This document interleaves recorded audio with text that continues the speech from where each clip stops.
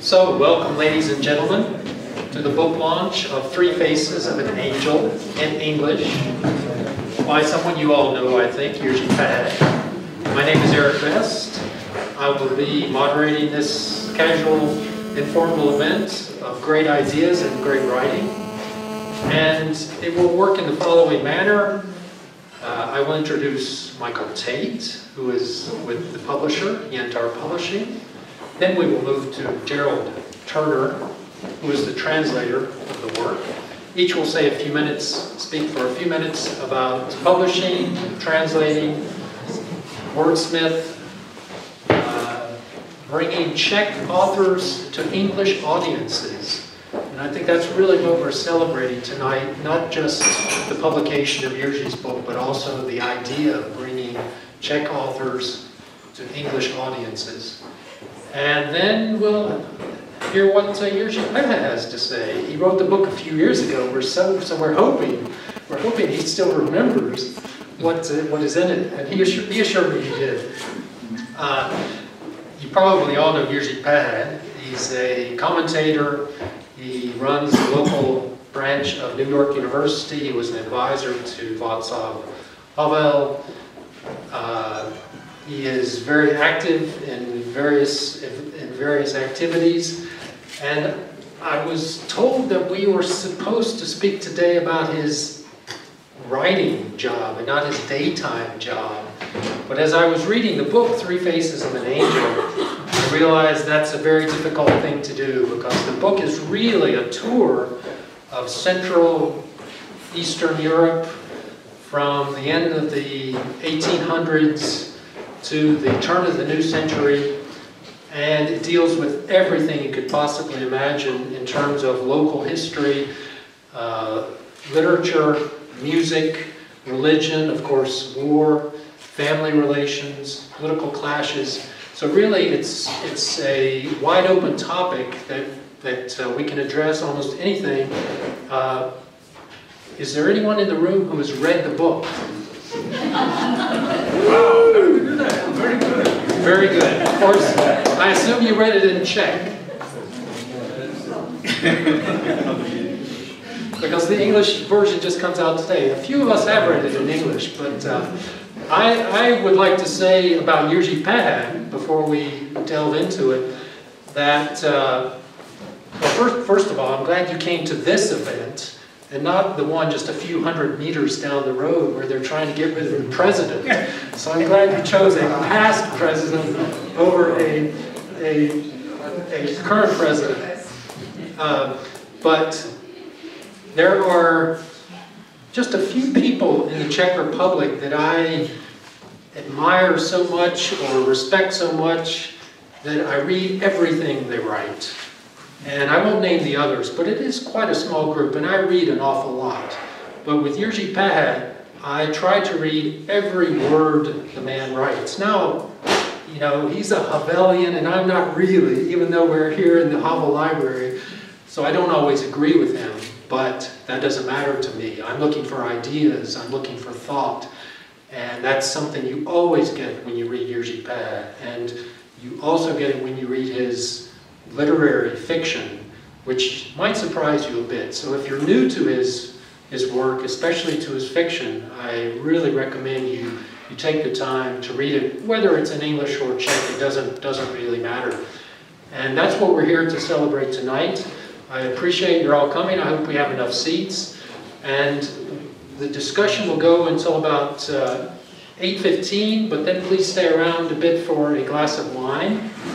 And with that, I'd like to turn over the floor to Michael Tate, publisher of Yantar Publishing, which is publishing Jiří Pehe's book in English, Three Faces of an Angel.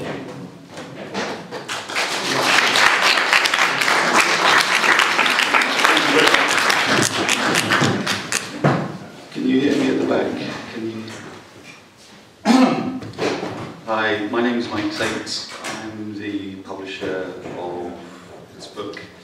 My organisation is called Yantar Publishing, And I wanted to say a few things about why this book's here, why Jensar Publishing exists. I think Erik covered it quite well, actually, with the broad sweep of this novel. It covers the 20th century wars and the politics, lots of interesting happenings in between.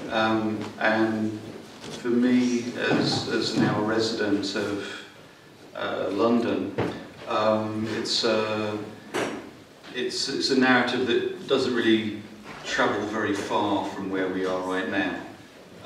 So you know, the notion of Czech legionnaires holding and maintaining Siberia is something that's taught in Czech schools, but it's completely unknown in Western Europe and the United Kingdom and further west. I think having that kind of narrative out in the world beyond Central Europe is important, and that's why Jensar Publishing is here. Jensar, as we all know, is the not only Czech but most Slavonic languages version of amber, and there's a lovely kind of idiom of trapped in amber. I'm with Jensar Publishing. I'm untrapping and releasing narratives that are trapped in amber, and I'm very pleased to be here to talk about Three Faces of an Angel. I'm going to stop there because what Gerald has to say is more interesting.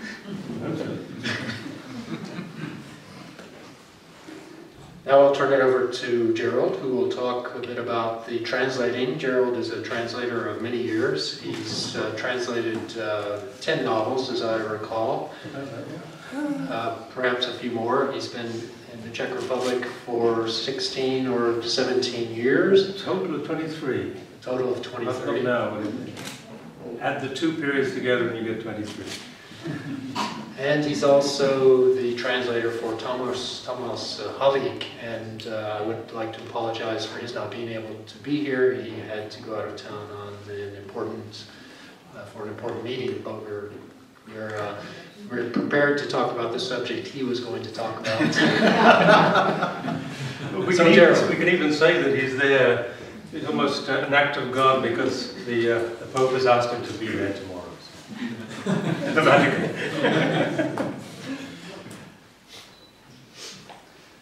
What to say about?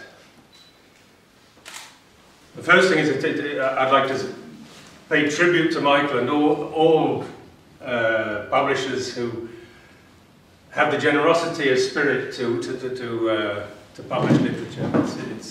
And he deserves a large round of applause for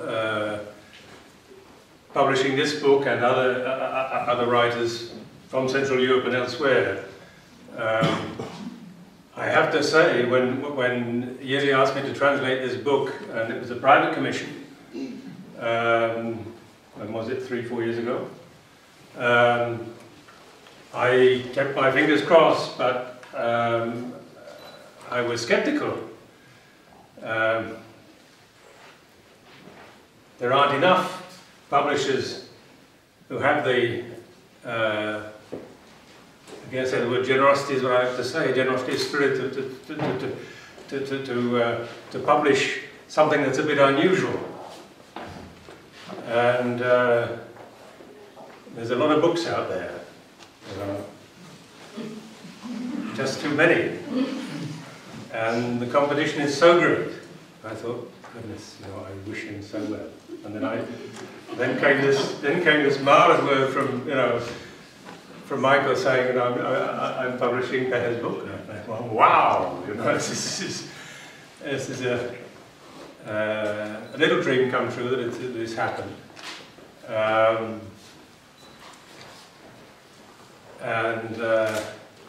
mean, I'm allowed to say this maybe as well, that I also did a little translation a few years ago, about 1990, of a 220,000 word novel by a certain Ludwig Vatsulik, which remains unpublished, gentlemen. And so you can understand what I've been through in the last 20 years, having this, you know, this marvelous thing that you know, the world's waiting for, and nobody's published it yet. Yes, we're going to talk about that later on. But every literary work is a separate challenge. I dropped out of college in 1967 or thereabouts when I was training to be a teacher, a Russian, in order to go into theatre.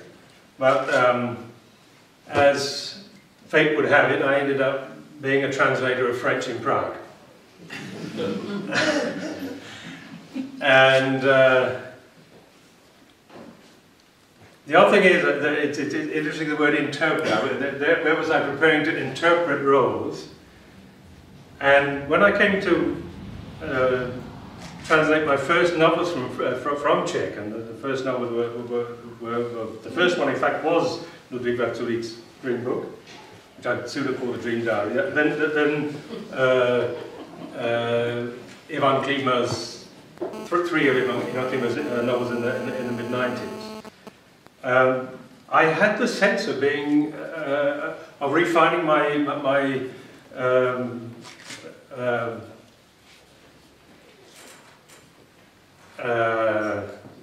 vocation as an actor.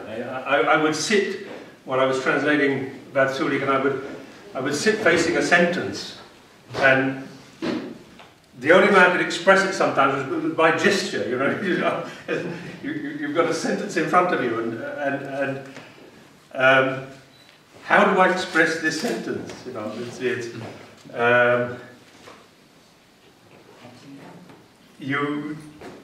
I end up acting it. I act it, and then it goes on the page. So it's almost what you're doing in a literary translation is rewriting the book. You can't, and it's the only way to do a literary translation is to clearly in poetry it's a more it's a further step, because in poetry, if you don't write another poem, then obviously it's not make sense to anybody. It has to be an original, otherwise, you know, it's that lovely expression. It's the krásná nevěrnice. If it's beautiful, it won't be true, and if it's true, it won't be beautiful. If it's a slavish translation of the original text, then it's not going to be readable. So in Jiří's book, there are several narrators. We have many voices.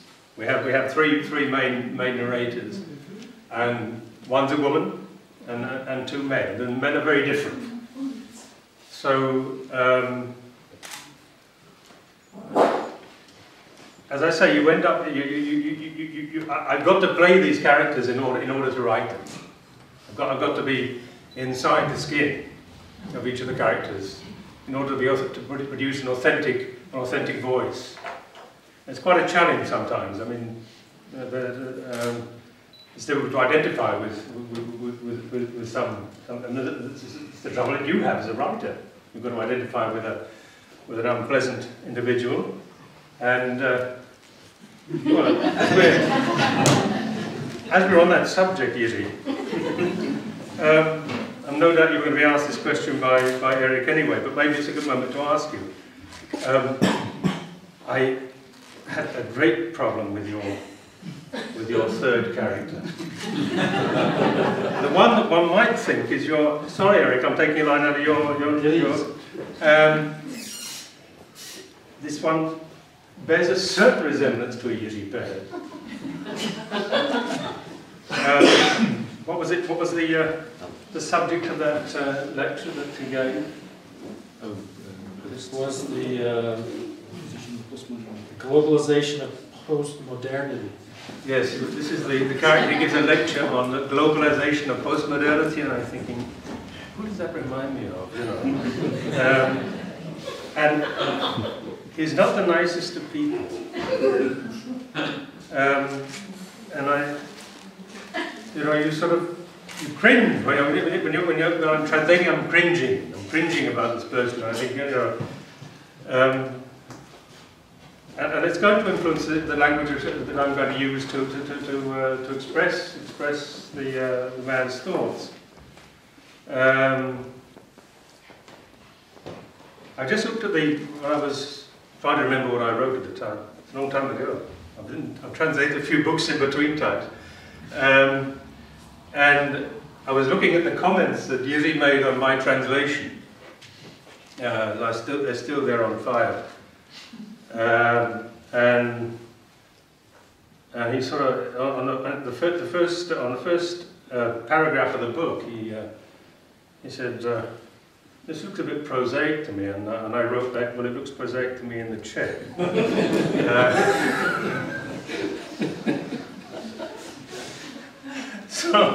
So between us, we ended up. I hope it's now less prosaic. That first paragraph. But it's a fascinating activity. I'm never ever satisfied. There has to be a moment when you say, "That's it. It's done. It's finished," and I turn it over up into and I hope the sub-editor will do something that And I often take my hands away at the time and say, "Yes, I accept whatever you say. Yes, yes, good." I don't want to ruminate anymore on that particular sentence. The first sentence in Václav's dream book, I have changed 20 times. It consists of 6 words. And I'm still not happy with it. So please, somebody publish it so I can bloody well get rid of it, I mean, those of you who know anything of Ludwig's work, the language is so individual,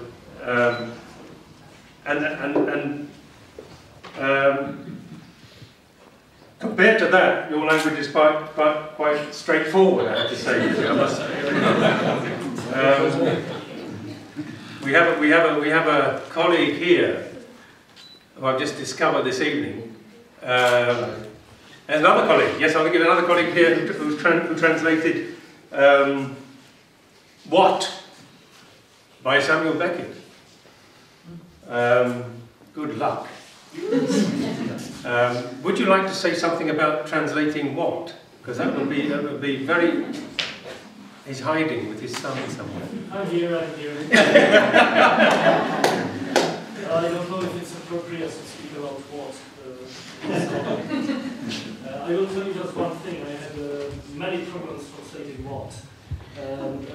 One little problem was that one of the characters has a garden where he has various plants, and one of the plants is called hardy laurel.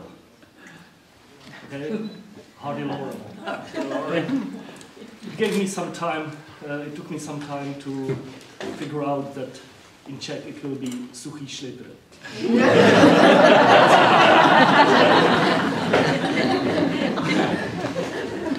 I like that because I translated a book by Milan Šimečka. The first book I translated actually of any length was by Milan Šimečka, which was his Obnovení pořádku, the Restoration of Order. I did that back in 1981 or thereabouts, and usually knows it very well. And there I had a problem with he was referring to Dubček, and what Dubček was called in 1968 was Alexander Prostorovich. I'm afraid the English speakers, non-Czech speakers will have to just bear with me. And I thought, what am I going to do with this, Alexander Prostorovich, So, I ended up calling him Romanov. And Milan was absolutely knocked out by this. The nicest, this was a period when I couldn't even get in touch with Šimečka in those days, because this was 1982. Šimečka was in Bratislava, and we couldn't even communicate by letter at that time. So when I did eventually meet him at Jiří Pehe's in a college, you know, he would have to say to me, you know, I really love that, you know. So it's a similar problem as with you, Laurel and Hardy, you know. I can't think, you didn't have any of those in there. I don't remember any of those. Maybe I did miss something. Have you got a, but did you notice anything I missed? Any sort of, I don't know, you see. I mean, it's up to in a way, it's up to the author to say whether I did justice to his evening. He used mainly German names, as I recall. Yeah. Yes, it was Schneider, Heyman, Oberpfalzer. Oberpfalzer, that's right.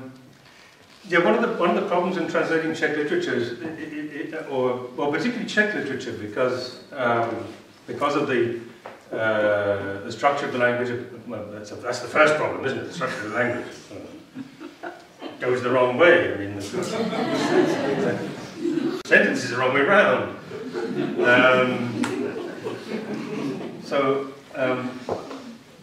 Anybody who was here for the previous event here at the library would have heard. I was rather pleased. There was a short discussion about Milan Kundera, who is the translator's best friend, as one knows. I didn't get any laugh. But I was rather pleased that Peter Pithard was less than glowing in his comments on Milan Kundera, because I believe, and this is now going to be relevant. I'm sorry for my drivel. This is now going to be relevant to translation. As you know, those who probably know that Kundera has kicked out so many translators. He kicked out his English translator for not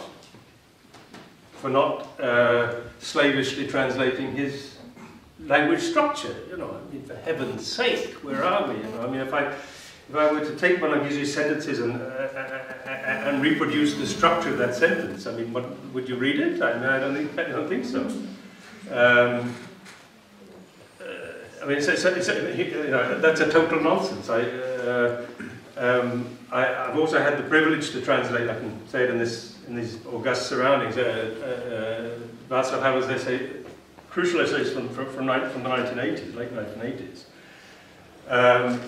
and Václav Havel has a characteristic that in my view, not only in my view, he had no musical ear. And his sentence structure is mathematical. I think maybe, you know, that he shares with Ivan, his brother. When I look at a Havel sentence, it's mathematically written. For me, that's absolutely. I'm not a mathematician. I'm a musician, and I was almost frightened when I first see it. When I first found I had to translate a Havel article. If you see, I mean, badly translated Havel is impossible to read. What I had to do, I had to sort of put it through some sort of Muli mincer and put it back on the page and rearrange it. One does it with every sentence that one gets to translate. If you don't do it, then you haven't. If you haven't put it through the mincer, then and deconstructed the sentence, then you know you have to deconstruct in order to reconstruct the target language. I can't see of any other way of translating literature except to do that. So it's. For me, it's a it's always a labour of love. It has to be done. It has to be translated with love, or nobody would ever want to read it. And I have read books that have not been translated with love, and they're not readable. You have to get into the skin of the writer somehow, to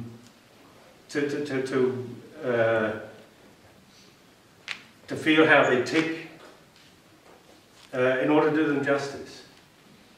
And every time I translate a novel, I feel I know this person a lot better than I know people that I meet every day of the week. And it's a very rewarding activity, not financially ever. Don't go into it for that reason ever. If you want to stay poor, translate literature, you know. Thank you, Michael, for paying for my trip. It's very nice. Otherwise, I'll be sitting with my dogs in the middle of France.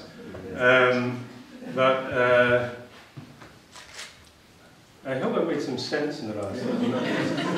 It's not easy. I'm sitting and talk to my dogs most of the time. And my wife's away in England.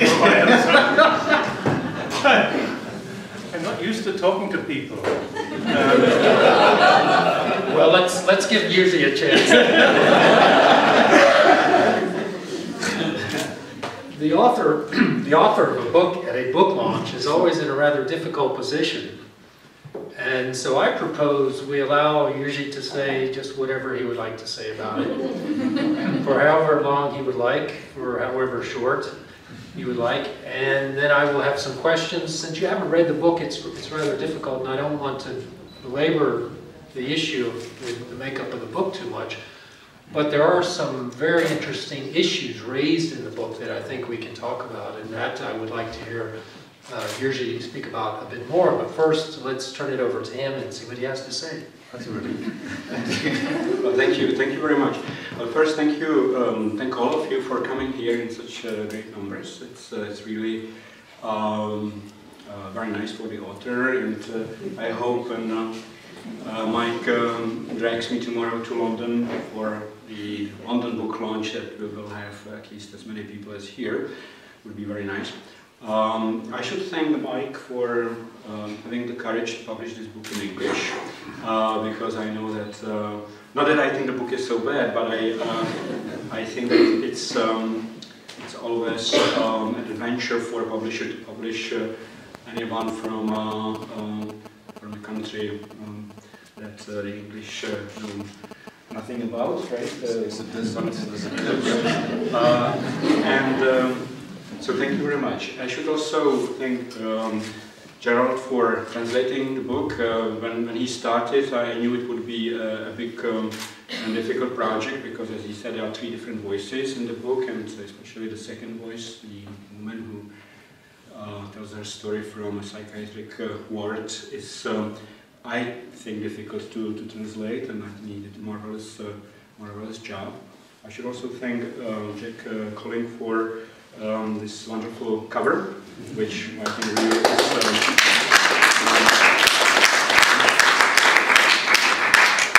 it's very nice. And as far as the third part, which was mentioned here, it has nothing to do with me. That character is intentionally bad, and he goes through the process of redemption, and so. I would like to distance myself from this character, if only because my wife is here, so she wouldn't appreciate thinking that a person is me. And I think that because Erik actually prepared a number of questions, it will be better to respond to the questions than me just talking. So thank you very much, and let's go to the questions. Well, the first one I have has to do with the process of writing, and one of the characters, the main character in the first part, says that he has an ambivalence towards spoken and written language. Is that something that you found in yourself, or is this something that is completely, because being a writer, I think, is a very difficult profession. I think it was Robert Ludlow, or one of the famous, very famous authors who was selling millions and millions of copies, was asked whom he would like to play him in a movie, and he said, "Why would anyone want to play me in a movie?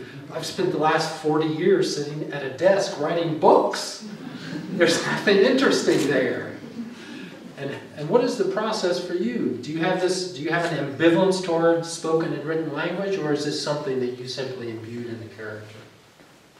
Well, there's always a bit of ambivalence. I think that first, some people find it easier to write than talk, and I probably belong to the people who find it easier to write than talk. That's why I'm sort of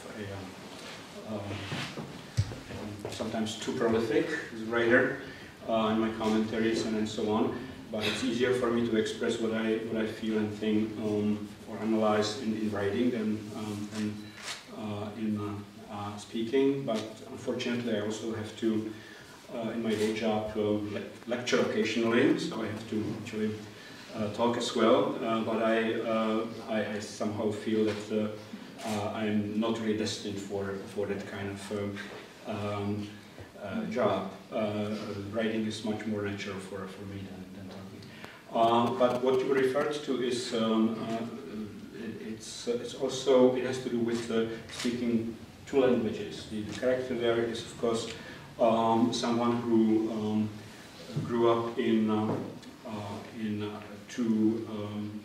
two-language environment, German and Czech, and he, when he's writing to his mother, which is the first part, he really has to consider whether he should write a letter to her in Czech or in German. And although he knows that he actually can express himself better in German and he thinks in German, because of his upbringing, he writes to her in Czech because that's her language. And that is I think also an interesting question, which was very much present in this region, especially in the first half of the 20th century, where people spoke two languages, and it was quite often a dilemma for them which language they should express themselves. And now I recall actually having to deal with that. I'm glad that you've spoken about that problem. That for me was an enormous problem. That there was a German voice in there, in Czech, and so it was clearly somebody who was not naturally writing this language. And this was somebody that if you're proud of what you write, then how to put an accent in it, how to write with an accent. And I think you were extremely successful with that. And I tried, this for me was a challenge. How do I write with a German with another accent? I've had a similar problem recently doing the subtitles for a film, in which one of the characters speaks Slovak as well as Czech, and the filmmaker wanted me to indicate in the subtitle to the viewer, to the spectator, that the guy is not speaking Czech, that he's speaking Slovak. I mean, that is quite a challenge for the translator. I mean, I went through, I thought, shall he speak Dublin? Because I lived in Ireland for a long time. Shall we have him Dublin? Shall we have him, one of my answers comes from Durham. I said, what would they do with Durham? And maybe should we have him speak Yorkshire? What do you do? I don't know. I can't remember what I did now. I'd have to look back. I don't know what my mental process was then. But because my children are bilingual, their mother's Czech, I have this awareness all the time, because I would speak when my children were growing up in England with a Czech mother, and I wanted them to acquire Czech as a mother tongue as well as English as a mother tongue. Rather like your German and Czech speakers at the beginning of the century, last century. One has this awareness all the time, this parallel language going on. So maybe that helped me when I came to doing that. You said in an interview somewhere, not in the book, but you said somewhere that you write every day or almost every day you write something. Is that because you feel a need, an internal need to do it, or is it because you're under deadline and you have to? What is the impetus for writing something every day? It's both, unfortunately. Sometimes I would like not to write anything on a particular day, but I'm under deadline. So actually, quite often I find myself sort of pushed by a newspaper or another publication to write something, which is also a useful exercise, at least as far as discipline is concerned, because you have to really sometimes write a coherent article, analysis, commentary, essay, even though you don't really feel like writing it at that particular moment. So, and that's the basic difference between writing a book or novel and writing something that you have to write for, say, a newspaper. Not that you write particular pieces of the novel only when you feel that you have something to say. There's also a lot of discipline. You have to sit down and write, and you have to force yourself. But it's a different process. It's a process where you have a vision in your head, and you follow that vision. Although quite a lot of what you write in the end is also a product of coincidence, and the character takes you somewhere where you didn't really think you would be.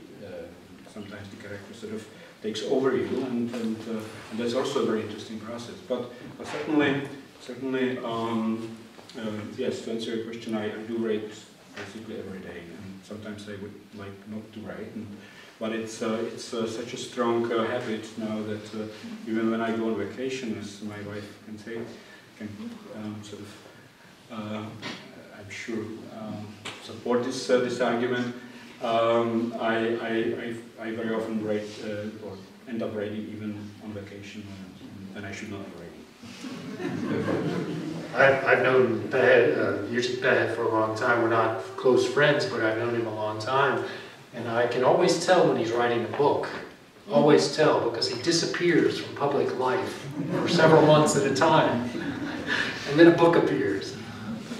But you know, in your book, I was also, I admired your use of not only literary devices, and you mentioned a lot of authors, but also the music that you bring up. I jotted down just a few that you mentioned. Dvorak, of course, Jan Kubelik, Emmy Westen, Mahler, Schoenberg, Sibelius, Josef Suk. Is that something that comes natural to you, or is music as much a part of your life as writing? Is it something you simply use as a literary device? Where does music fit in? Not as much as literature, to say, and certainly I'm not a musician. I would like to be, but I played violin for a while as a boy, and I can do a few chords on the guitar, but that's all. But I do like music, and this particular character was important to me because the book is partly biographical, and this first part is based on the story of my grandfather, who was a violinist, and anyone who reads the book will know what happens to him in the end in that first part. So in that first part, I don't really have to invent too much, because it's partly based on the story of my grandfather. And what about the religion aspect? I think that must be something that either comes natural or is very difficult. And how do you approach that? It's Gerald mentioned it just a bit. It's rather difficult to explain, but there's a lot of there's a Jewish family, there's conversion to Christianity, a lot of aspects of what is happening during the war, after the war. How do you approach the religious aspect to be able to write it in such a convincing manner? Well, the religious aspect, I think, is something that you cannot really fake. You have to think about such matters, and there is a figure in the novel of an angel. That's why it's called Three Faces of an Angel. And that is really something that if you write, I guess if you write a book about religion, a scholarly book or an essay, you can do quite a lot by studying the subject, researching the subject, and things together. But if you write about religion through your characters in a novel, then you either yourself think about such things and somehow live them or not. Otherwise you cannot write about them. So that would be my answer. There's a marvelous figure of the rabbi, which is one of the, really one of the most powerful descriptions in the book, one of the powerful characters. And when you read it, it really is a very moving thing, and particularly his relationship with the narrator at that point. Where did you find that rabbi from? I invented him. Totally, but no inspiration. The great thing about writing fiction is that you can actually write fiction. That you can actually well, you don't have to stick to the facts. Sometimes in journalism, facts don't bother the people either. It's more serious. Yeah, but yeah, very sympathetic figure, I must say, and enjoyable to translate. And there's a moment when you, I mean, it must be awful for a writer to be translated. Because, well, when there are some awful moments, I remember you sort of, we nitpick. Translators have to nitpick. Recently I translated Lord Maud, if anybody has read Lord Maud, and there's a chapter in that in which it consists of a fencing match. And I had this fencing match to translate, and I found every possible glossary of fencing. And I couldn't find these expressions at all. And I called the author. I said, "No, do you know anything about fencing?" He said, "No, I've made it all up." So I had to, in my turn, make up a terminology for fencing that didn't exist. So in a similar way. Yeah. Well, maybe I should add one more thing on translating. The book was also marketed in the United States, and there was an editor who insisted on Americanizing the book. So Gerald translated the book in what the publisher called British idiom, and I thought it was appropriate for the book because, especially for the first character, somehow he's sort of old-fashioned and speaks Czech, but it's German accent, as you say. So the British English seemed to me more appropriate for that first part. And when they started Americanizing the book, I felt sort of that it wasn't it. Maybe if it's ever published in the United States in a different edition, it will have to be Americanized for the American public. But I like the translation. Well, it's an awful problem that we have. I mean, if you're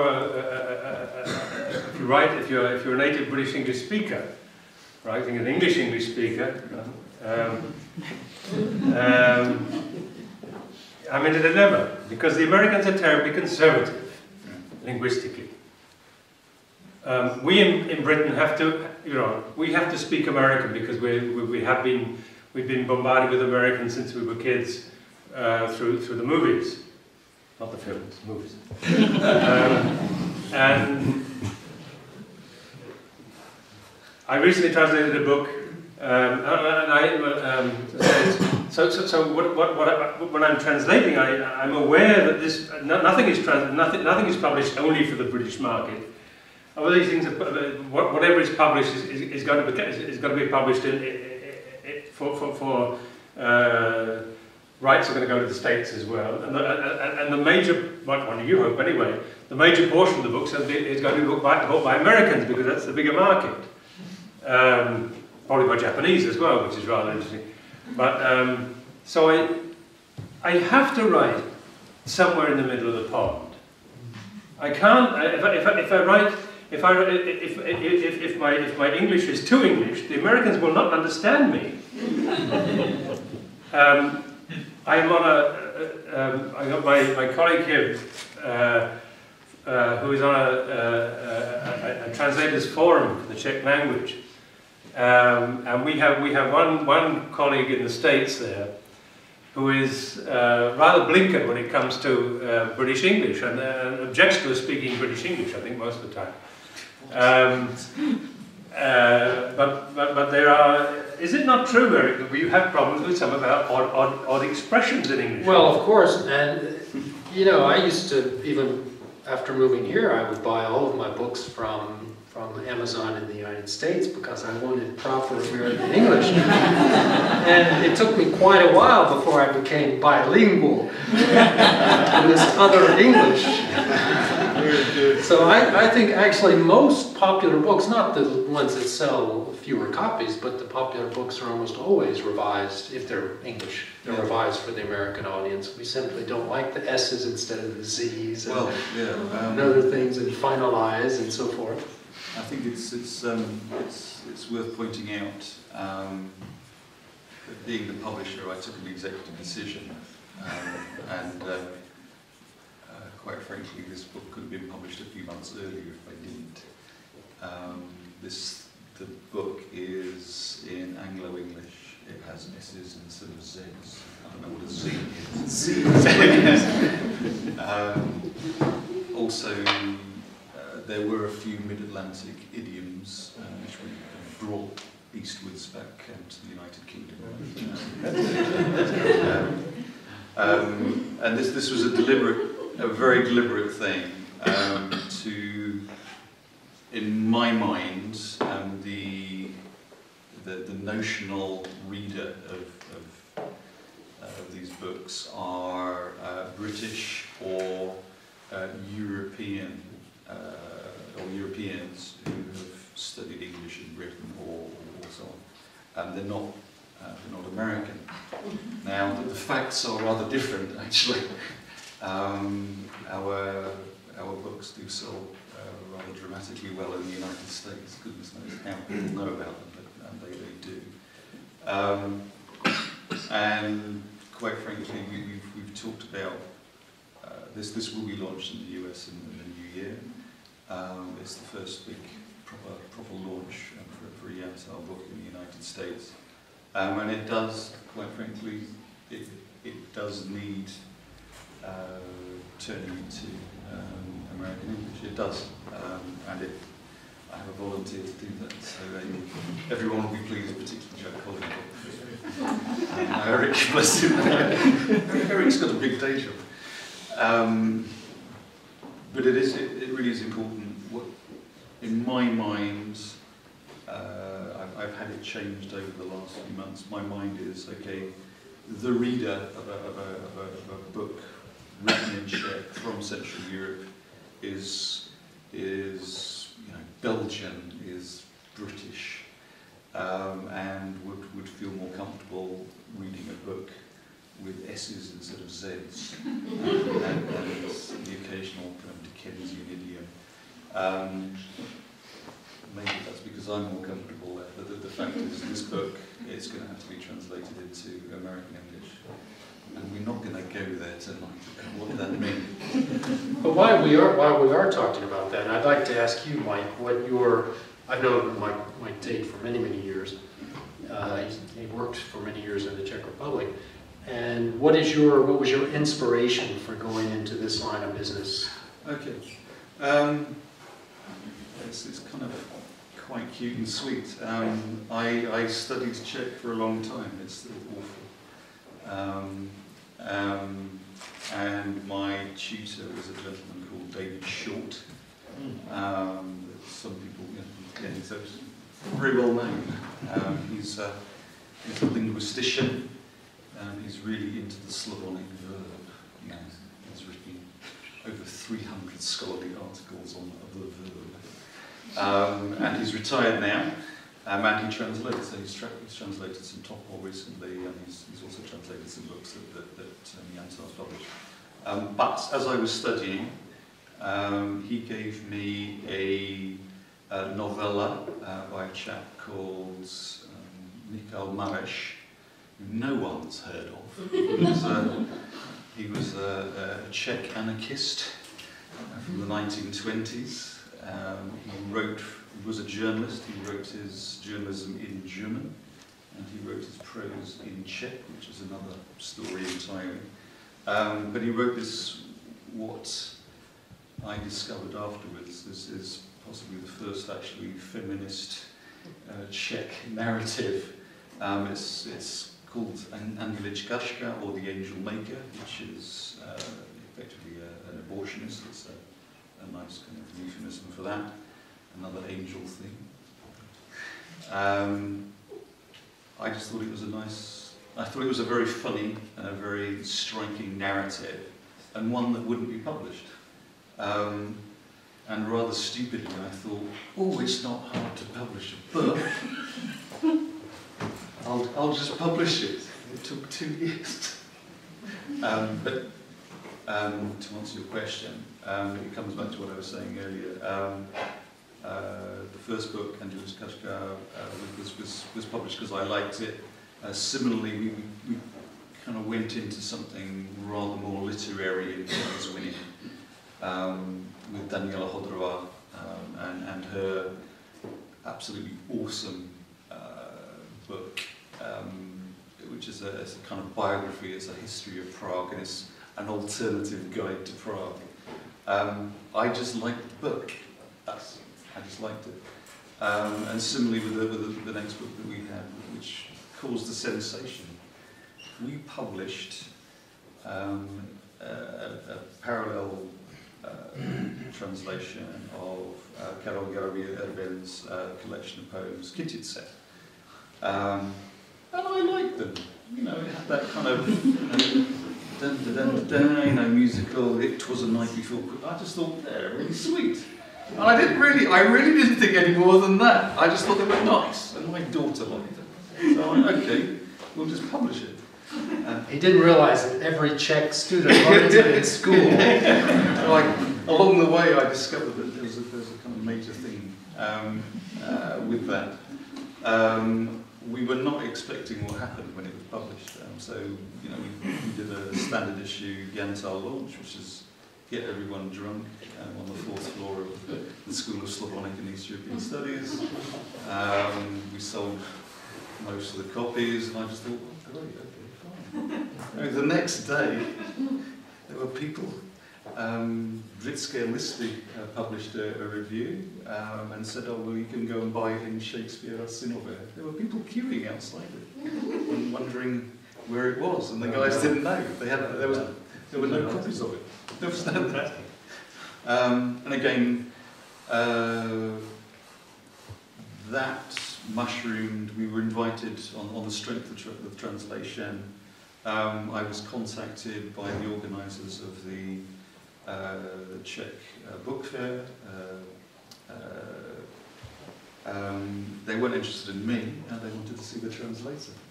And the translator's a fantastic human being in her own right. She's the Susan. Yeah, Susan.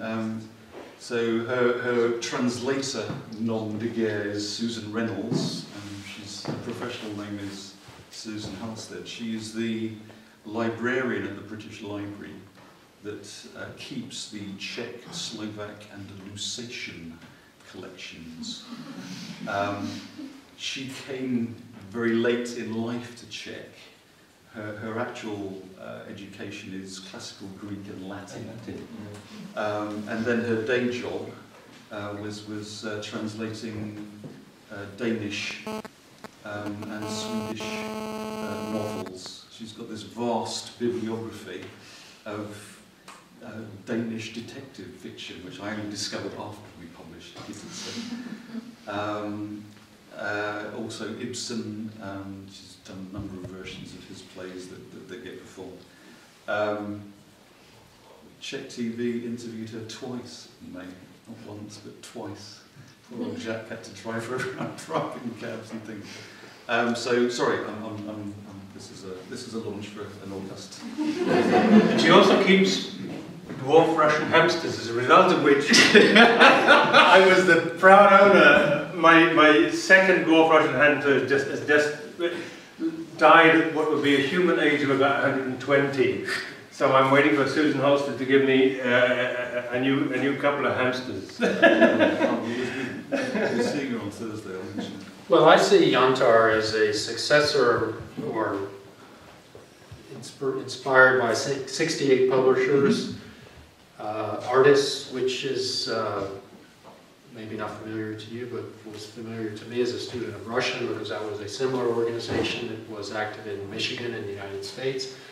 But these, maybe not everyone realized, they were able to survive. They were translating, usually it was publishing directly in the foreign language, some translations, but they were able to survive because the spy agencies bought 1,000, 2,000. Seriously, that's the way they were able to do it because the demand was too low.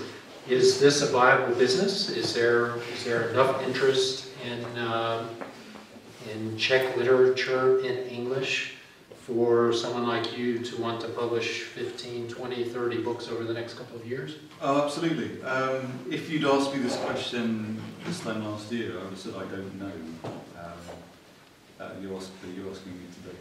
Well, I asked you that because you already told me the answer. Thank you. So yeah, no, the answer is yes. We have sold thousands of copies of Kittice. It's really bizarre to me that it's sold in those volumes. I'm hoping that Jiří's book will sell the same. So you know, I'm not expecting an American mini-series to be commissioned based on this, but certainly you never know. Well, indeed, you never know. Actually, I do know that Angelich Kaczka, there's a Welsh poet has got a grant of £800 to turn it into a play, which is yet to be performed. But yes, so you never know. But there is a lot on the way, so I see from your notes, thank you. We published Prague I See a City by Daniela Hodrova in 2011. There is this Prague trilogy, and we're going to publish that in its entirety, and we'll publish the first one of that next year, and a second edition of Prague I See a City. There is an absolutely bonkers book by a guy called Anthony Bayayan about Zlín, written to his, in a series of letters written to his sister that he addresses as Jeanette. Well, that's another David Shaw production. There's this fantastic literary term called no, I'm not going to go there. We won't go there. It's a very bizarre book written in idiolect. There we go, I forgot the word. It has a very strange idiolect. And David's captured a part of it. My favourite part of the book is that during the regime changes between the 1930s and into the 1980s, the colour of animal feces changes in the woods, and it's a strange metaphor for politics and life. But this, this is 600 pages long and appears 300 pages or so. I'm going to publish, or we're going to publish, the first books by Křesadlo, and some of them have been published in part. And again, I'm really quite touched that you've used 68 publishers as an example. I think most Czechs know who that is. Yeah. Or know. I think what they are fantastic examples of what we're doing, what they're doing, which is there's a voice that needs to be disseminated. let's disseminate it and see where it goes. It does make money. It's not huge amounts, but it's certainly enough to keep us going. And then, you know, don't forget Twisted Spoon. It's a similar thing. They do an absolutely awesome job in what they're doing. Given there are smaller ones out there as well. And there's a new one in the States called Plumbing. Sorry, carry on. Let's save some time for questions from the audience. Does anyone have a question for Jiří Pehe or Gerald or Michael Tate? No questions. Can't be. You don't have to ask about the book. You can ask about the day job. For example, I'll go into politics. One of the lines in the book is, and this was from the character that I said, that I think you said is not you, but it said, and the language is a bit difficult, I hope you understand, freeloading bureaucrats, freeloading, that means someone who takes something without giving, run all the big international organizations. Member states are incapable of agreeing on anything sensible, and the world is heading for disaster. Who is saying that? Is that you, Jiří Pehe? Is that only your character, or is it both? He's a translator, as a matter of fact. No, I'm much more optimistic than that. It's that character who is really going through a process of self-doubting and after a very successful career as a political scientist in the United States, he sort of realizes that it's all because of what has happened to him and to his ancestors that he sort of finds about in various ways, which I will not reveal here. He goes through this process and he really becomes very pessimistic and negative at one point before hopefully very. It's not really me, and so if you want my opinion on that, yes, international organizations are full of freeloading bureaucrats who are driving the world to an almost certain disaster. You heard it here but you're more optimistic. So what is the optimistic part of your view of it? Well, I think that, quite frankly, you know, I speak in the book about two great disasters of the 20th century, two wars, and I think that, quite frankly, if we left it just to human reason, we would probably be headed for the Third World War, and that would be fine. But just because that reason also was able to invent weapons such as nuclear weapons and weapons of mass destruction, we are keeping ourselves in check, holding ourselves in check. And so my optimism is not about the development of human reason, but about the fear factor that keeps us from doing something really spectacularly stupid again, such as World War II. And maybe that may have some educational effect in the end if we don't get into another big disaster for a while, which we have not since 1945. Maybe that will have some civilizing effect in the end.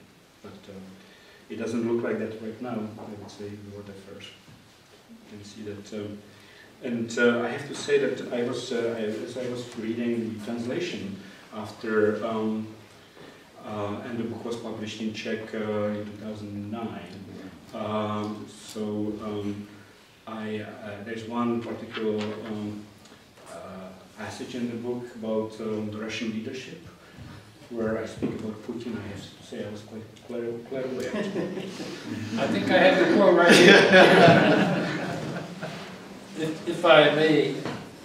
There may have been others, but you say, we plunder natural resources, destroy the environment, sit on an entire mountain of weapons of mass destruction that are available not only to Bush and his neocon Camarilla, a word I didn't know, or to the former KGB agent president in the Kremlin, but even some to a totally unpredictable general in Pakistan. Maybe that's only one of the comments you wrote about the president of Russia. But don't want to go too much into the politics of it. I do want to ask you what your literary model, your heroes are, or your heroes. What is it that, what inspires you? You mention a lot of literature in the book, but actually there's so many things that you mention that it's hard for me as a reader to identify what you most identify with. Is there someone that you find in Czech literature or American literature, British literature, that is of particular interest to you, that you admire, that you seek to borrow from, learn from? Well, a number of authors, of course, but I always imagined myself in a situation that is described in Bradbury's book. How many degrees of Fahrenheit it was? 451. Okay. And so there is a particular moment when everyone in the partisan movement has to memorize one book to save it for posterity, because otherwise books will be destroyed. So I thought very hard which book I would memorize, and in the end I was deciding between The Sleepwalkers by Hermann Broch and The Magic Mountain by Thomas Mann, and I decided that I would become Magic Mountain. So that's probably wow. That's a big blow. Then I wasn't sure my memory was good enough to do that. But if I had to, I would probably try. I would go for this one. On the other hand, of course, it would be better if someone who speaks German better than me could do it. So I would probably have to choose some Czech author in the end. And if I had to choose a Czech author, there's a great number of Czech authors. I think that you can sort of divide Czech literature, Czech authors into two big groups. You have writers such as Vaculík or Hrabal who listen and they produce in a literary way, and they are very it's a sort of poetic kind of writing which I greatly admire, but it's not my style of writing. Then there's the other school, which I would call Kunderian or Kafkian, and that's much closer to my way of writing, but certainly one should aspire to be what one can be. And so I would argue that my great example of literary greatness is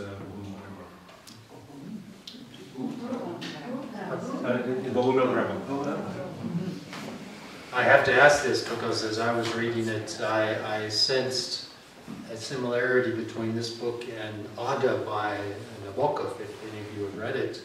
Is that something I simply made up, or is there an influence also of Nabokov in your writing? Ada, it's called Ardor, or Ada is...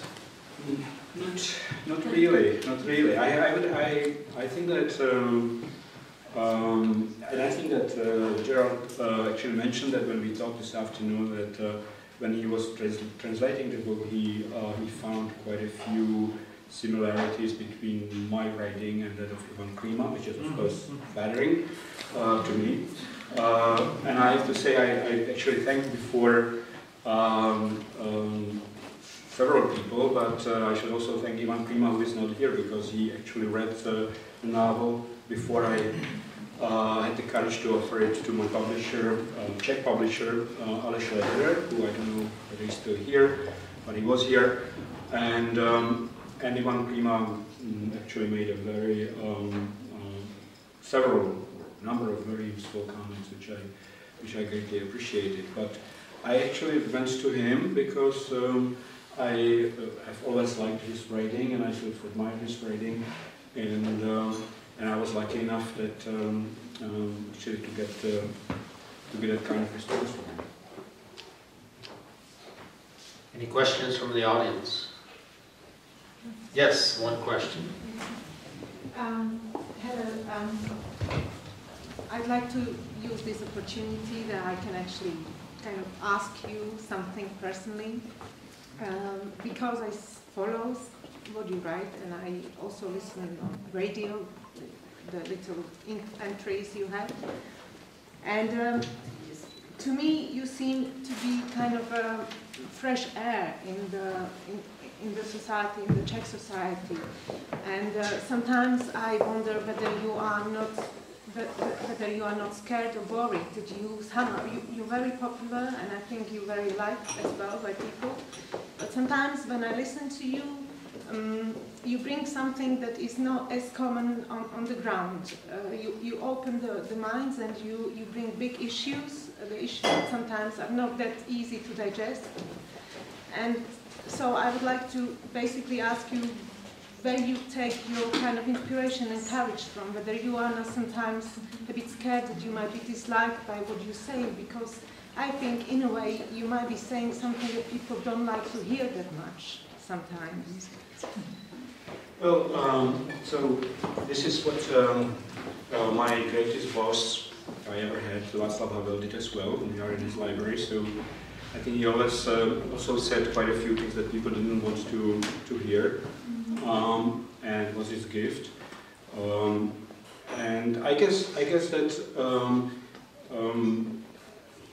I sort of still utilize quite a lot the fact that I emigrated from this country, and I spent the 80s in the United States, and then 6 years in Germany.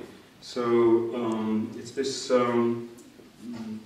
I have sometimes I feel, in comparison with some other analysts or commentators, I'm able to bring this outside angle, view of things into what I'm writing about, and I don't see things. Although I have been back since 1995 in the Czech Republic, I still sometimes write, and I feel that when I'm writing, as if I looked at Czech politics from the outside, and that is I think very healthy, because if you get sort of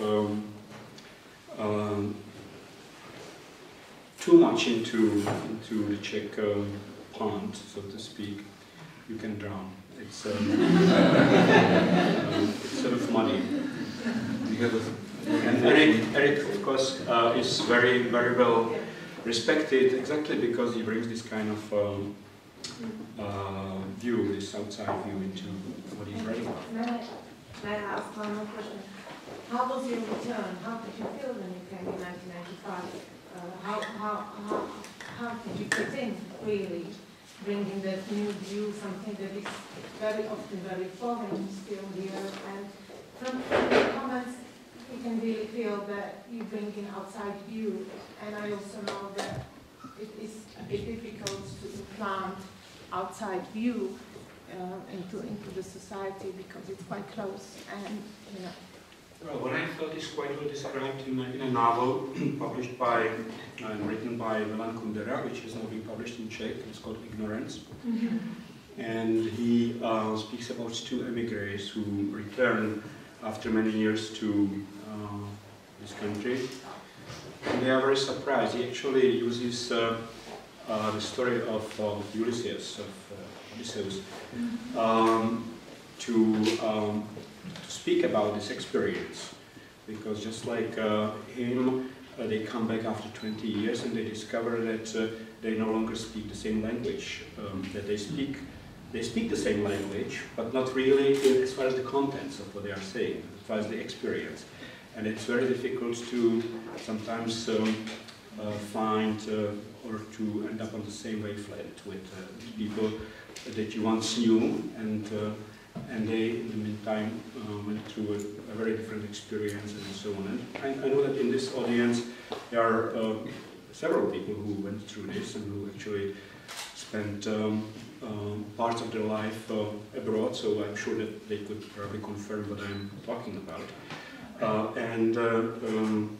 So that was my experience. My experience was strange, as when you re-immigrate back into your own country, you discover that you will remain a foreigner forever. That you will never really be able to come back fully. Well, thank you very much. It was a fantastic discussion. I'd like to thank Gerald Turner. I'd like to thank Michael Tate. I would like to thank all of you. And of course, our guest of honor, Jiří Pehe. We have a few copies of the book available for a special price. Get them while they're hot.